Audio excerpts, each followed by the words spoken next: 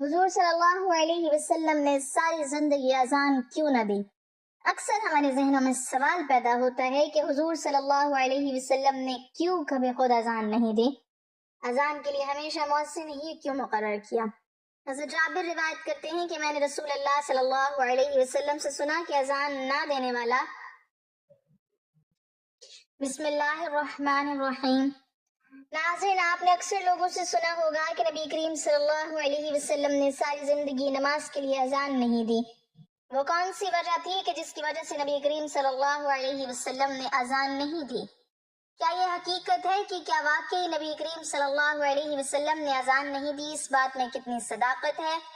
آج کی اس ویڈیو میں ہم آپ کو تفصیل سے ساری بات بتائیں گے، لیکن اس سے پہلے کچھ احادیث اذان کی فضیلت کے بارے میں سماعت فرمائیں۔ حضرت ابو ہریرہ رضی اللہ تعالیٰ عنہ سے روایت ہے کہ رسول اللہ صلی اللہ علیہ وسلم نے ارشاد فرمایا، مؤذن کے گناہ وہاں تک معاف کر دیے جاتے ہیں جہاں تک اس کی آواز پہنچتی ہے، یعنی اگر اتنی مسافت تک کی جگہ اس کے گناہوں سے بھر جائے تو بھی وہ سب گناہ معاف کر دیے جاتے ہیں۔ جانداروں بے جان جو مؤذن کی آواز سنتے ہیں وہ سب قیامت کے دن اس کے لیے گواہی دیں گے۔ مؤذن کی آواز پر نماز میں آنے والے کے لیے 25 نمازوں کا ثواب لکھ دیا جاتا ہے، اور ایک نماز سے پچھلی نماز تک کے درمیان اوقات کے گناہ معاف کر دیے جاتے ہیں۔ حضرت عبداللہ بن عمر رضی اللہ تعالیٰ عنہ سے روایت ہے کہ رسول اللہ صلی اللہ علیہ وسلم نے ارشاد فرمایا، مؤذن کی آواز جہاں جہاں تک پہنچتی ہے وہاں تک اس کی مغفرت کر دی جاتی ہے۔ ہر جاندار اور بے جان جو اس کی آواز کو سنتے ہیں اس کے لیے مغفرت کی دعا کرتے ہیں۔ ایک روایت میں ہے کہ ہر جاندار اور بے جان اس کی آذان کا جواب دیتے ہیں۔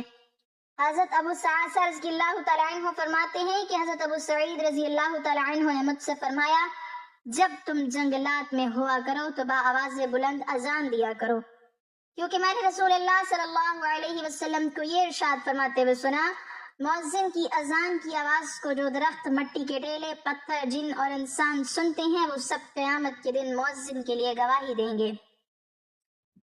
حضرت برا بن عازب رضی اللہ تعالیٰ عنہما سے روایت ہے کہ رسول اللہ صلی اللہ علیہ وسلم نے فرمایا، بلا شبہ اللہ تعالیٰ اگلے صف والوں پر رحمت بھیجتے ہیں، فرشتے ان کے لیے دعائیں میں رحمت کرتے ہیں، اور مؤذن کے اتنے ہی زیادہ گناہ معاف کیے جاتے ہیں جتنے حد تک وہ اپنی آواز بلند کریں۔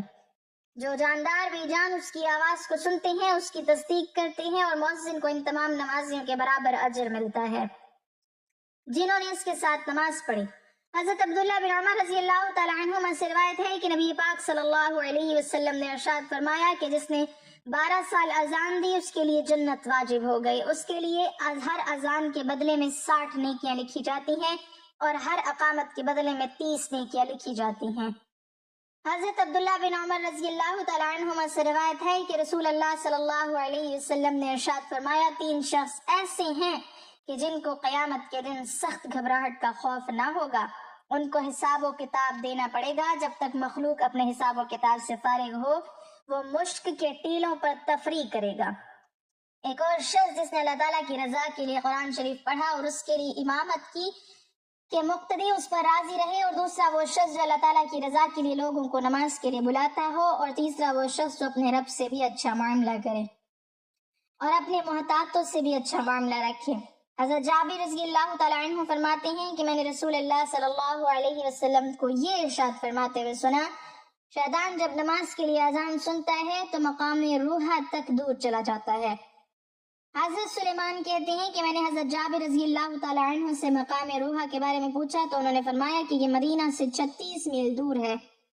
حضرت ابو ہریرہ رضی اللہ تعالیٰ عنہ سے روایت ہے کہ نبی کریم صلی اللہ علیہ وسلم نے ارشاد فرمایا، جب نماز کے لیے اذان دی جاتی ہے تو شیطان بلند آواز سے ہوا خارج کرتا ہے، پیٹ پھیر کر بھاگ جاتا ہے تاکہ آواز نہ سنی جائے، پھر جب اذان ختم ہو جاتی ہے تو واپس آ جاتا ہے، جب اقامت کہی جاتی ہے تو پھر بھاگ جاتا ہے، اور اقامت پوری ہونے کے بعد پھر واپس آ جاتا ہے تاکہ نمازی کے دل میں وسوسہ ڈالے۔ چنانچہ نمازی سے کہتا ہے کہ یا یہ بات یاد رکھ اور یہ بات یاد کر، اسے ایسی ایسی باتیں یاد دلاتا ہے جو باتیں نمازی کو نماز سے پہلے یاد نہ تھی، یہاں تک کہ نمازی کو یہ بھی خیال نہیں رہتا کہ کتنی رکعتیں ہوئی ہیں۔ حضرت ابو ہریرہ رضی اللہ تعالیٰ عنہ سے روایت ہے کہ رسول اللہ صلی اللہ علیہ وسلم نے ارشاد فرمایا، اگر لوگوں کو اذان اور پہلی صف کا ثواب معلوم ہو جائے اور انہیں اذان اور پہلی صف قرآن اندازی کے حاصل نہ ہوتی تو وہ قرآن اندازی ضرور کرتے۔ حضرت ابو ہریرہ رضی اللہ تعالیٰ عنہ سے روایت ہے کہ وہ رسول اللہ صلی اللہ علیہ وسلم کے ساتھ تھے۔ حضرت بلال رضی اللہ تعالیٰ عنہ اذان دینے کے لیے کھڑے ہوئے۔ جب اذان دے چکے تو رسول اللہ صلی اللہ علیہ وسلم نے ارشاد فرمایا، جو شخص یقین کے ساتھ ان جیسے کلمات کہے جو مؤذن نے اذان میں کہے وہ جنت میں داخل ہوگا۔ حضرت عبداللہ بن عمر رضی اللہ تعالیٰ عنہ سے روایت ہے کہ فرماتے ہیں، ایک شخص نے عرض کیا، یا رسول اللہ صلی اللہ علیہ وسلم، اذان کہنے والا ہم سے اجر و ثواب میں بڑھے ہوئے ہیں، کیا کوئی ایسا عمل ہے جو ہمیں بھی اذان دینے والی فضیلت مل جائے؟ رسول اللہ صلی اللہ علیہ وسلم نے ارشاد فرمایا، وہی کلمات کہا کرو جو مؤذن کہتے ہیں، پھر جب تم اذان کا جواب دے چکو تو دعا مانگو، جو دعا مانگو گے وہ دیا جائے گا۔ ناظرین، آخر میں ہم آپ کو بتاتے چلیں کہ آیا واقعی نبی کریم صلی اللہ علیہ وسلم نے ساری زندگی اذان نہیں دی؟ اس کی کیا وجہ ہے؟ آئیں سماعت فرمائیں۔ واضح رہے کہ آپ صلی اللہ علیہ وسلم سے نفس اذان تو قطعی طور پر ثابت ہے، اس میں کسی کا کوئی اختلاف نہیں، اس لیے کہ سنن ابو داؤد اور ماجہ ترمذی میں روایت ہے کہ حضرت حسن رضی اللہ تعالیٰ عنہ کے ولادت کے وقت نبی کریم صلی اللہ علیہ وسلم نے ان کے کان میں اذان دی۔ باقی آپ صلی اللہ علیہ وسلم سے نماز کے لیے اذان دینا ثابت ہے یا نہیں، اس بارے میں شروع ہی سے ائمہ محدثین میں اختلاف چلا آ رہا ہے۔ ائمہ محدثین کی اس بارے میں دو رائے ہیں۔ امام محی الدین نووی اور علامہ جلال الدین سیوطی رحمۃ اللہ علیہ وغیرہ کا موقف ہے کہ نبی کریم صلی اللہ علیہ وسلم سے اپنی حیات طیبہ میں دوران صف نماز کے لیے ایک مرتبہ اذان دینا ثابت ہے۔ ان حضرات کا استدلال ماخذ جامع ترمذی میں حضرت یعلا بن مرہ کی روایت ہے۔ علامہ ابن حجر اسقلانی، علامہ زرقانی اور علامہ سہیل رحمۃ اللہ علیہ یہ حضرات نبی کریم صلی اللہ علیہ وسلم سے نماز کے لیے اذان کے ثابت نہ ہونے کے قائل ہیں۔ اسلام کے ابتدائی دنوں میں مدینہ میں ایک مسئلہ بار بار سامنے آتا تھا کہ نماز کے وقت سب مسلمانوں کو ایک ساتھ کیسے بلایا جائے۔ کبھی لوگ خود اندازہ لگا کر آ جاتے اور کبھی ایک دوسرے کو پیغام بھیجتے، مگر وہ شان اور ترتیب پیدا نہ ہو پاتی جو ایک امت کے لیے ضروری تھی۔ ایک دن صحابہ نے مشورہ کیا کہ نماز کے اعلان کا کیا طریقہ ہو۔ کسی نے کہا آگ جلا کر اشارہ دیا جائے، مگر یہودی ایسا کرتے تھے۔ کسی نے کہا ناقوس بجایا جائے، مگر یہ عیسائیوں کی علامت تھی۔ کسی نے کہا سینگ پھونکا جائے، مگر یہ مشرکین کا طریقہ تھا۔ رسول اللہ صلی اللہ علیہ وسلم خاموشی سے سب کی باتیں سنتے رہے اور دل میں چاہتے تھے کہ اعلان ایسا ہو جو صرف مسلمانوں کا ہو، پاکیزہ بھی ہو اور توحید کی خوشبو بھی رکھتا ہو۔ اسی رات حضرت عبداللہ بن زید رضی اللہ تعالیٰ عنہ نے ایک عجیب خواب دیکھا کہ ایک نورانی شخص ہاتھ میں ناقوس لیے کھڑا ہے۔ انہوں نے پوچھا یہ بیچو گے؟ تو اس نے کہا کیوں؟ عبداللہ بن زید نے کہا کہ ہم نماز کے وقت لوگوں کو بلانے کے لیے اسے استعمال کریں گے۔ اس نورانی شخص نے کہا کیا میں تمہیں اس سے بہتر چیز نہ بتاؤں؟ پھر اس نے آسمان کی طرف چہرہ اٹھایا اور وہ کلمات پڑھنے لگا جو دلوں کو ہلا دیتے ہیں۔ اللہ اکبر، اللہ اکبر، اشہد ان لا الہ الا اللہ، اشہد ان لا الہ الا اللہ، اشہد ان محمد رسول اللہ، اشہد ان محمد رسول اللہ، حی علی الصلاة، حی علی الصلاة، حی علی الفلاح، حی علی الفلاح، اللہ اکبر، اللہ اکبر، لا الہ الا اللہ۔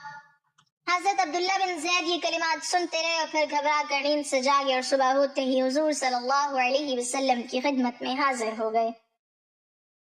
جب انہوں نے خواب سنایا تو حضور صلی اللہ علیہ وسلم کا چہرہ نور سے بھر گیا اور آپ نے فرمایا کہ یہ سچا خواب ہے، تم بلال کو یہ کلمات سکھاؤ کیونکہ اس کی آواز بلند اور دل میں اتر جانے والی ہے۔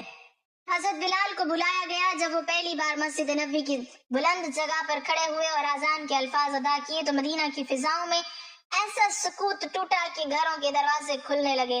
لوگ حیرت اور جذبے سے باہر نکلتے، کچھ روتے ہوئے آسمان کی طرف دیکھتے کہ یہ کیسی نورانی آواز ہے جو دل میں اتر رہی ہے۔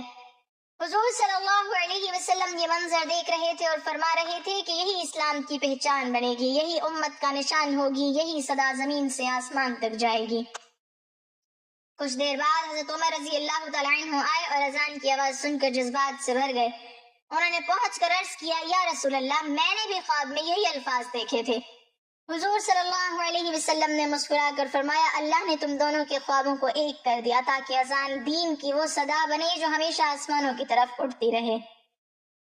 اور یوں اسی دن اسی مدینہ میں مسجد نبوی کی فضا میں اذان کی ابتدا ہوئی اور قیامت تک ہر بستی کا آسمان اسی اعلان سے گونجتا رہے گا کہ اللہ اکبر، اللہ سب سے بڑا ہے۔ حضور نبی کریم صلی اللہ علیہ وسلم نے اپنی پوری زندگی میں کبھی اذان نہیں دی، یہ شرف آپ نے اپنی امت کے افراد کو عطا فرمایا اور سب سے پہلے حضرت بلال حبشی رضی اللہ تعالیٰ عنہ کو مؤذن مقرر کیا۔ حضور صلی اللہ علیہ وسلم کی شخصیت ایسی تھی کہ اگر آپ اذان دیتے تو لوگ سمجھتے کہ یہ عمل صرف نبی کے لیے ہے اور شاید کوئی اور اس کا اہل نہیں، اس لیے آپ نے چاہا کہ یہ عظیم عبادت امت میں جاری رہی، ہر قبیلے، ہر علاقے اور ہر نسل کے مسلمان اس اجرا میں شامل ہوں۔ جب بھی مدینہ کی فضا میں حضرت بلال رضی اللہ تعالیٰ عنہ کی اذان گونجتی تو ایسا محسوس ہوتا جیسے حضور صلی اللہ علیہ وسلم اپنی امت کے سینوں میں ایمان کی حرارت پیدا کر رہے ہیں۔ بعض علماء نے بیان کیا ہے کہ اذان دینے والے کو نماز قائم بھی کرنی ہوتی ہے، لیکن حضور صلی اللہ علیہ وسلم کبھی گھر میں، کبھی مسجد میں اور سفر کے مختلف مراحل میں نماز پڑھاتے تھے، اس لیے آپ نے مستقل مؤذن مقرر فرمایا تاکہ وہ نظام نماز میں ترتیب قائم رہے۔ ایک کمزور روایت میں آتا ہے کہ ایک موقع پر آپ نے اذان دینے کا ارادہ بھی فرمایا لیکن پھر ارادہ ترک کر دیا کیونکہ آپ چاہتے تھے کہ اذان کا اجر امت میں بانٹا جائے اور قیامت تک آنے والے لاکھوں مؤذن اس عمل سے ثواب حاصل کرتے رہیں۔ اس لیے صحابہ میں سے حضرت بلال اور حضرت عبداللہ بن ام مکتوم رضی اللہ تعالیٰ عنہ فجر کی اذان دیتے تھے اور کبھی کبھار دوسرے صحابہ کو بھی اس شرف سے نوازا جاتا، مگر رسول اللہ صلی اللہ علیہ وسلم نے کبھی اذان نہیں دی کیونکہ آپ چاہتے تھے کہ یہ آواز امت کی آواز بنے، صرف نبی کی نہیں، تاکہ دین کی بلندی سب کے حصے میں آئے۔ اذان کے بارے میں ایک اور نہایت دل دہلا دینے والا واقعہ یہ بھی ملتا ہے کہ رسول اللہ صلی اللہ علیہ وسلم کے زمانے میں جب بھی حضرت بلال رضی اللہ تعالیٰ عنہ کی اذان مدینہ کی فضا میں بلند ہوتی تو ایسا محسوس ہوتا جیسے ہر در و دیوار خشوع سے جھک جاتے ہیں۔ مگر وہ دن آیا جب حضور صلی اللہ علیہ وسلم دنیا سے رخصت ہو گئے اور مدینہ کی فضا جیسے خاموش ہو گئی۔ حضرت بلال اذان دینے کے لیے کھڑے ہوئے لیکن جیسے ہی ان کی زبان سے اشہد ان محمد رسول اللہ کے الفاظ نکلے تو ان کی آواز کانپ گئی، آنکھوں سے بہتے ہوئے آنسو آواز کو روکنے لگے اور وہ الفاظ ادھورے رہ گئے۔ وہ روتے ہوئے بیٹھ گئے اور کہنے لگے کہ بلال کی ہمت نہیں کہ وہ ان الفاظ کو اپنے محبوب کے بغیر ادا کرے۔ اس دن پورے مدینہ نے وہ رونا سنا جو کبھی پہلے نہ سنا تھا، مرد، عورتیں اور بچے سب گھروں سے نکل آئے، ہر چہرہ اشکبار تھا کیونکہ یہ پہلی اذان تھی جس میں حضور صلی اللہ علیہ وسلم دنیا میں موجود نہ تھے۔ اس کے بعد حضرت بلال رضی اللہ تعالیٰ عنہ نے مدینہ چھوڑنے کی اجازت مانگی کیونکہ ہر اذان انہیں حضور صلی اللہ علیہ وسلم کی یاد میں بے قرار کر دیتی تھی۔ وہ شام چلے گئے اور وہاں جہاد میں حصہ لیتے رہے، لیکن مدینہ اور اذان کی یاد ان کے دل میں ہمیشہ ایک ٹمٹماتی ہوئی روشنی بنی رہی۔ کئی سال گزر گئے، پھر ایک دن حضرت عمر رضی اللہ تعالیٰ عنہ شام گئے تو بلال سے ملے اور فرمایا کہ بلال ایک بار پھر اذان دے دو تاکہ وہی صدا سن کر دلوں کی پیاس بجھ جائے۔ بلال نے کہا کہ حضور کے بعد وہ اذان نہیں دے سکتے، مگر محبت بھرے اصرار پر آخر کار وہ راضی ہو گئے۔ جب وہ کھڑے ہو کر اذان کے پہلے الفاظ اللہ اکبر کہہ رہے تھے تو شام کی سرزمین پر ایک عجیب سی کپ کپی طاری ہو گئی، لوگ گھروں سے نکل آئے، صحابہ کے قدم لرزنے لگے اور جب وہ اشہد ان محمد رسول اللہ تک پہنچے تو ہر طرف سسکیوں کی آواز گونج اٹھی۔ بڑے بڑے بہادر صحابہ جو کبھی جنگوں میں نہ روئے تھے وہ بھی پھوٹ پھوٹ کر رونے لگے کیونکہ انہیں یوں لگا جیسے مدینہ کی وہ مبارک گھڑیاں واپس آ گئی ہوں اور حضور صلی اللہ علیہ وسلم ابھی مسجد میں تشریف لانے والے ہوں۔ یہ اذان بلال کی زندگی کی آخری اذان تھی، اس کے بعد انہوں نے بھی کبھی اذان نہیں دی کیونکہ ہر لفظ میں انہیں اپنے محبوب نبی کی یاد کی شدت برداشت نہ ہوتی تھی۔ یہ واقعہ بتاتا ہے کہ اذان صرف آواز نہیں بلکہ محبت، ایمان اور وفاداری کی وہ صدا ہے جو سینے میں اتر کر دل کو زندہ کر دیتی ہے۔ دعا ہے کہ اللہ تعالی ہم سب کو 5 وقت کی نماز پڑھنے کی توفیق عطا فرمائے اور ہمارا خاتمہ ایمان پر فرمائے، آمین۔ ناظرین، کمنٹ باکس میں اللہ تعالیٰ کے 99 ناموں میں سے ایک نام ضرور ٹائپ کریں۔